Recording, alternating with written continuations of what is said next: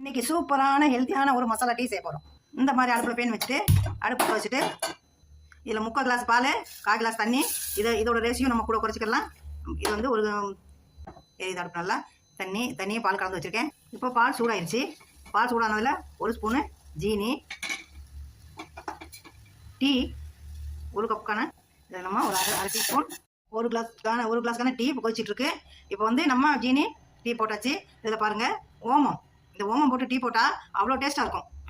இந்த ஓமத்தை கூட்டி குறைக்கலாம், எவ்வளோ வேணுமோ அவ்வளோ போடலாம். இந்த மாதிரி போட்டு நல்லா, ஏன்னா இந்த ஓமம் போட்டு டீ போட்டோன்னா என்றைக்காவது நம்ம ஃபெஸ்டிவல் அன்றைக்கி கூட குறையாக சாப்பிட்டாலோ நமக்கு ஒரு வயிறு உப்பிசமாக இருக்கும். கொஞ்சம் சாப்பிட்ட கூட ரொம்ப சாப்பிட்ட மாதிரி ஃபீல் இருக்கும், அஜீரணமாக இருக்கும். அப்போ அந்த மாதிரி நேரத்தில் இந்த மாதிரி டீ போடணும். பெரும்பாலும் நம்மளுக்கு வயசானவங்களுக்கெல்லாம் அஜீரணம் இருக்கும். அவங்க அப்பப்போ வேணுன்றப்ப இந்த மாதிரி வாரத்துக்கு 1 வட்டம் 2 வட்டம் இந்த மாதிரி டீ போட்டு குடிச்சிக்கலாம். இந்த டீயை வடிகட்டிடலாம். இந்த டீ குடிக்க அவ்வளோ டேஸ்ட்டாக இருக்கும். டேஸ்ட்டு மட்டும் இல்லாமல் நல்ல ஒரு சென்ட்டு, அந்த ஓமத்தோட சென்ட்டு ரொம்ப உடம்புக்கு நல்லது, குடிக்கவும் நல்லாயிருக்கும். இந்த மாதிரி டீ செஞ்சு பாருங்கள், குடிச்சு பாருங்கள், சப்ஸ்கிரைப் பண்ணுங்கள்.